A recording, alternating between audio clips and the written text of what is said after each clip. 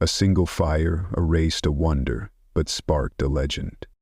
Follow Dr. Elif Mira's quest to uncover the truth behind Herostratus and his fiery claim to fame.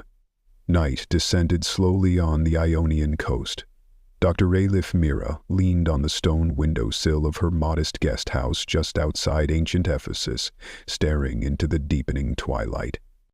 This morning had marked the 7th day of excavations near the ruins of the Artemis Temple, one of the 7 wonders of the ancient world. Yet her excitement didn't come from unearthing sacred columns or coins. No. What thrilled her was a cryptic inscription found etched onto a weathered limestone fragment. What burns is not stone, but the forgotten. As a trained geologist and historian, Elif had studied countless temples, caves, and crumbling cities. But here, in the place where Herostratus once struck a match against time itself, she felt something different.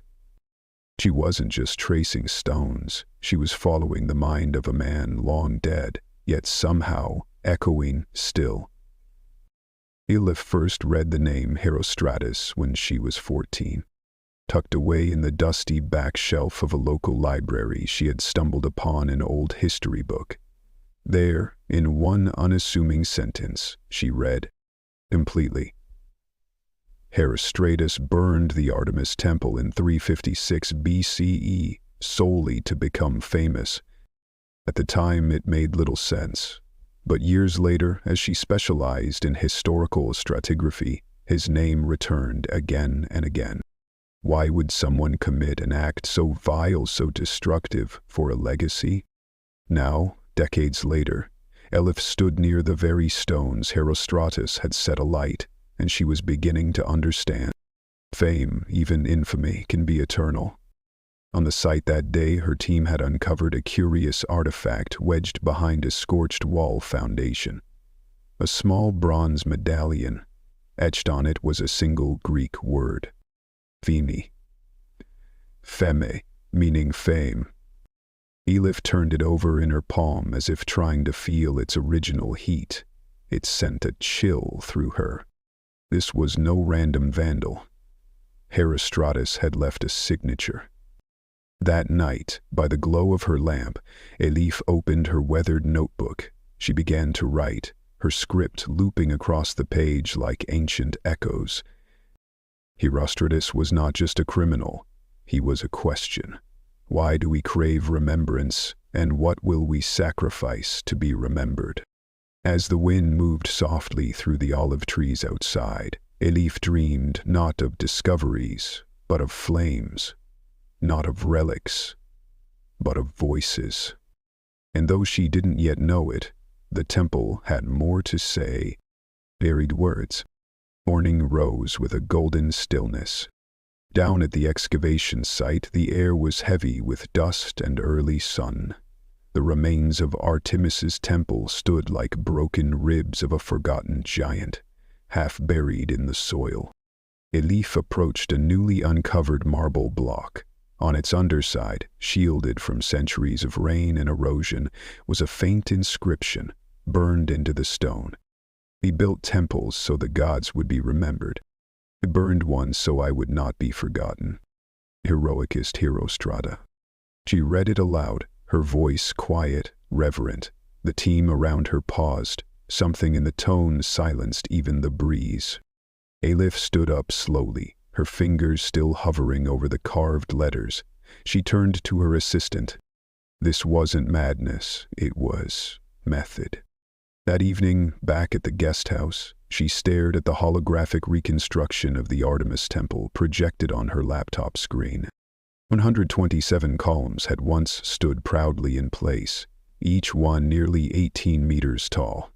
The structure had taken over a century to build, and yet it had collapsed in a single night of fire. She whispered. They didn't just build a temple, they wrote something in stone. Her eyes narrowed. Zooming in on the temple's layout, she noticed gaps, spaces where columns were missing, not randomly, but as if designed. What if the layout itself is a sentence? She scribbled in her journal. Herostratus didn't destroy the temple. He turned it into a message. The next day, an excavation deeper beneath the old foundation revealed a hollow chamber. Inside, on a basalt wall, she found a second inscription, this one carved into obsidian dark stone. The script read, "Fame is a flame, and some flames feed on silence." In the center of the wall, she saw a small relief of a hand, palm open, fingers spread, and in its center the same word as before, theme. It was as if the chamber had been designed for someone to find it. Not in Herostratus' time, but in hers. Elif stood there for a long time, her voice barely more than a breath. What if memory is the only altar that still burns? And somewhere in the quiet, she thought she heard a whisper. "Now you remember me." The echo of a voice. The silence in the chamber was not absence. It was memory itself. Elif traced the relief of the open hand again, not a symbol of warning, but of invitation. She glanced again at the obsidian wall. Above the hand, in nearly imperceptible script, another word had been carved. And Nemesis, Nemesis, the goddess of memory. Elif's breath caught. "Nemesoan," she murmured, half to herself. "She who gave birth to the muses. History, music, dance, poetry, every art form came from memory." She stepped back, the space suddenly vast around her. Maybe Herostratus wasn't fighting the gods. Maybe he was calling to the one who remembered everything. She returned to her tent late that evening, notebook in hand. On her screen, she pulled up a thermographic scan of the foundation marble. Sections glowed faintly in red. "Thermal stress markers," she whispered. "These stones experienced heat over 900 degrees Celsius. You don't get that from a casual fire. That's engineered." She drew a line beneath the data. "Didn't burn the temple in rage. He composed it in flame." The next day, as the team widened the excavation, Elif found herself pulled back toward the hollow chamber. There, beneath the altar, they uncovered another feature, a stone sunken platform. At its center, a charred scroll tube, sealed in bronze. Inside, a strip of aged parchment, its ink barely legible. She translated softly. "Only those who look beyond the form will see the void. I took a step, and now you remember me." Elif closed her eyes. The echo of fire, of ambition, of legacy, it pulsed through her. This wasn't just about being remembered. It was about controlling how. Herostratus made his name a myth, and now I'm its next keeper. Outside, evening again approached. As she stood among the remaining columns, she noticed a curvature, a subtle arc formed by what remained. They weren't scattered. They were arranged. "A language in stone," she whispered. "What if the temple's very architecture was part of the message?" She stepped back, notebook in hand. The sky darkened. The temple wasn't silent. It had been speaking all along. The sentence in stone. Back in the makeshift analysis tent, Elif laid out a satellite image of the temple ruins. She sketched over the column remains, highlighting every gap, every absence. The result stunned her. The empty spaces between the columns weren't random. They formed patterns, arcs, lines, breaks, as if someone had rearranged the bones of a sentence. She overlaid a transparency of ancient Greek lettering. Her eyes widened. "Not just a message," she whispered. "An alphabet." She paced the tent, heart pounding. Herostratus, centuries ahead of his time, may have done something no one anticipated, used architectural negative space to encode meaning. She pulled up her notes.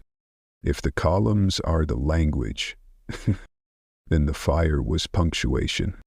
Later that night, a windstorm swept across the site. Dust covered the marble blocks, but Elif didn't leave. By headlamp she stepped between the fallen stones, tracing the path the fire once took. Something caught her eye. A stone tile had shifted. Beneath it, another chamber. She radioed her team, and within an hour the hatch was open.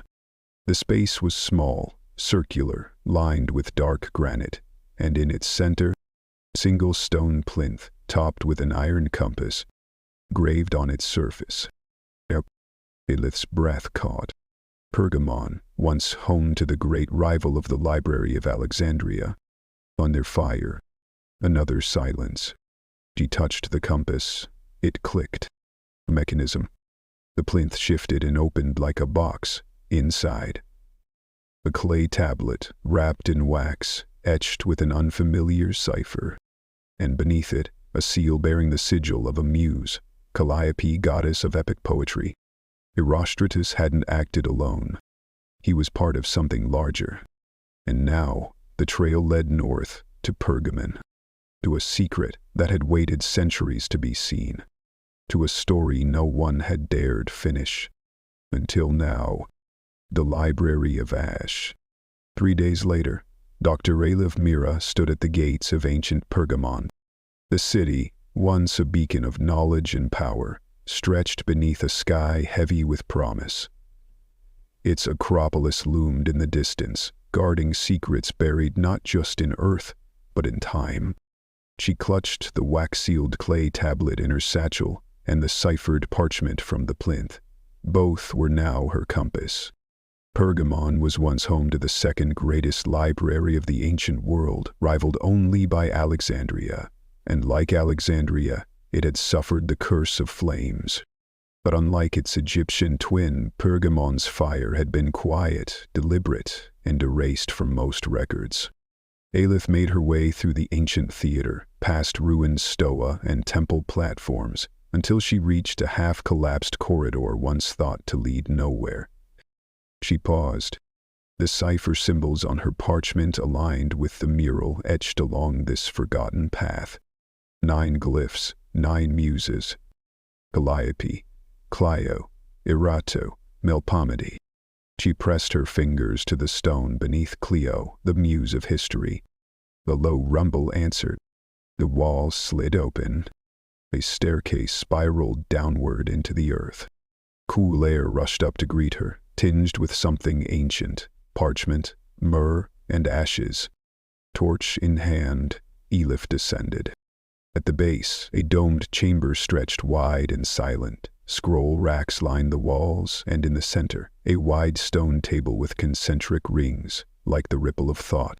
On the table lay a single object, a black-bound book. Its leather, cracked. Its seal, Mnemosyne's symbol. Elif opened the book slowly. Inside were pages of names, each meticulously recorded, each followed by a flame symbol or a silence mark. This was no myth. This was a catalogue of erasure. Geologist was one of many.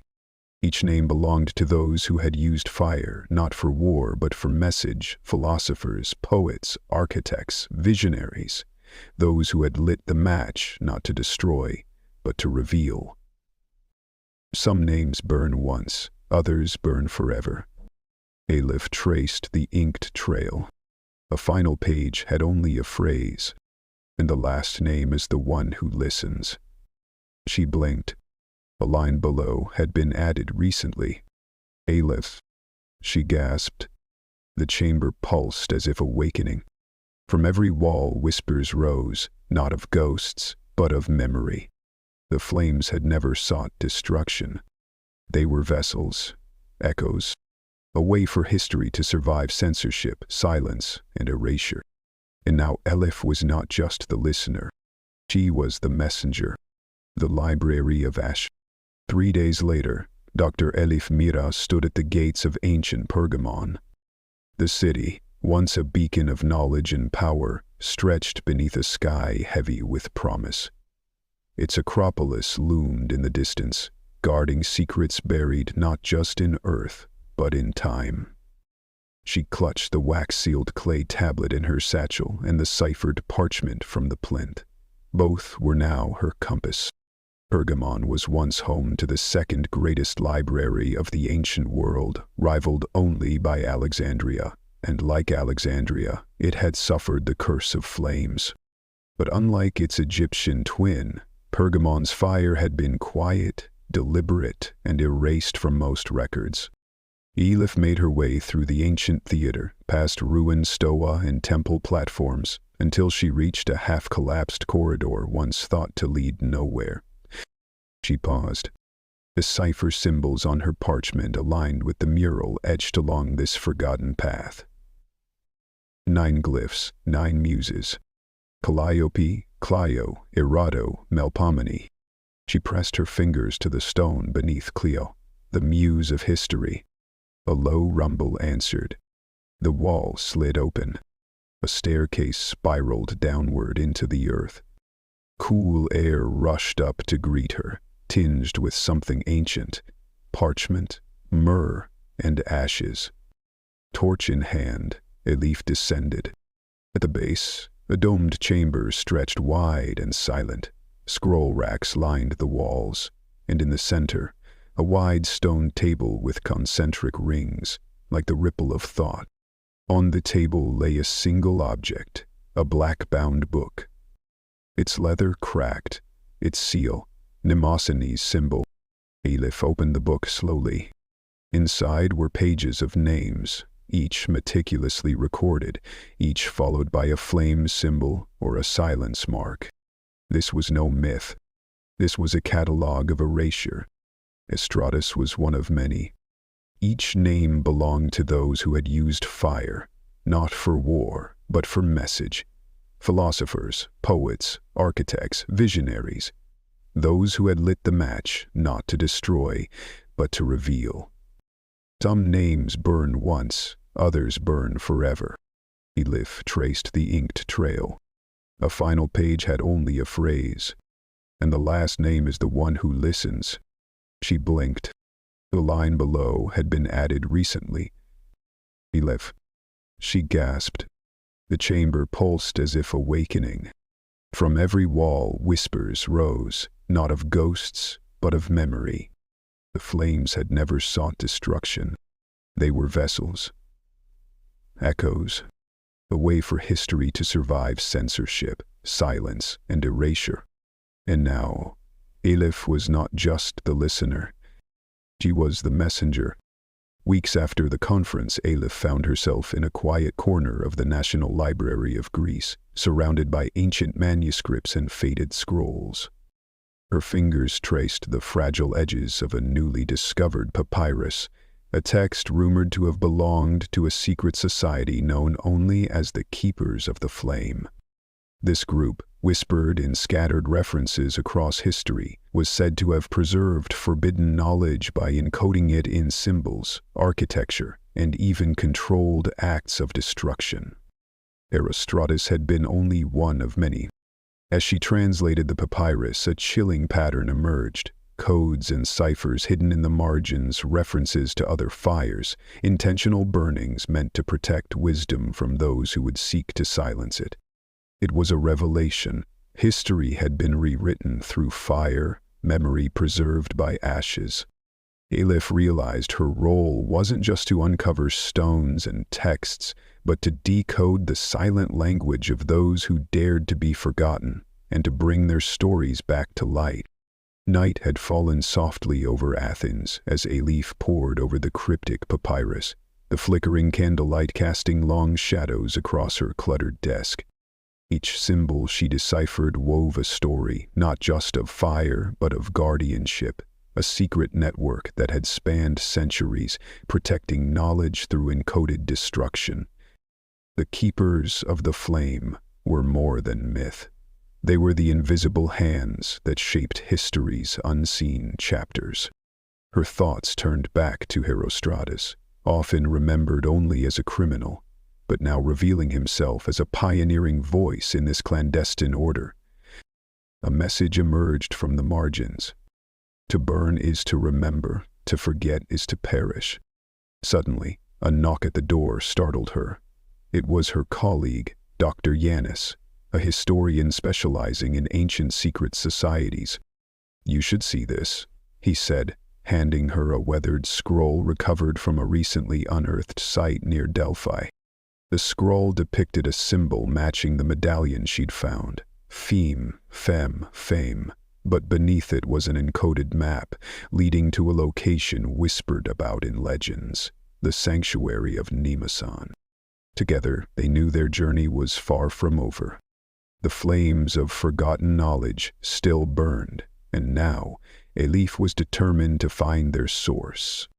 The following morning, Elif and Dr. Yanis set off toward the mountainous terrain near Delphi, guided by the cryptic map embedded in the ancient scroll.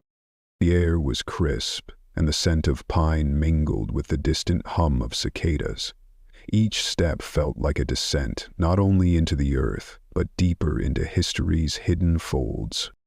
They navigated narrow paths carved by centuries of pilgrims and seekers, eventually reaching a secluded valley shrouded in mist.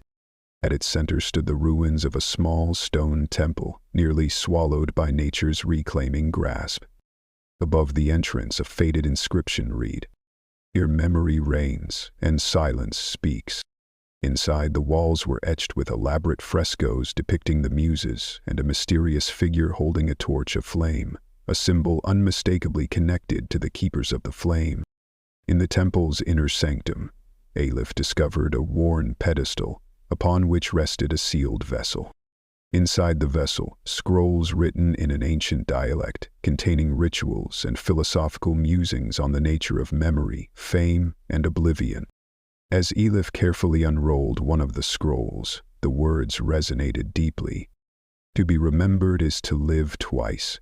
To be forgotten is to die once. She realized that Herostratus' story was more than an act of arson. It was a philosophical statement carved into history itself. And now she was part of the legacy, the eternal flame keeper.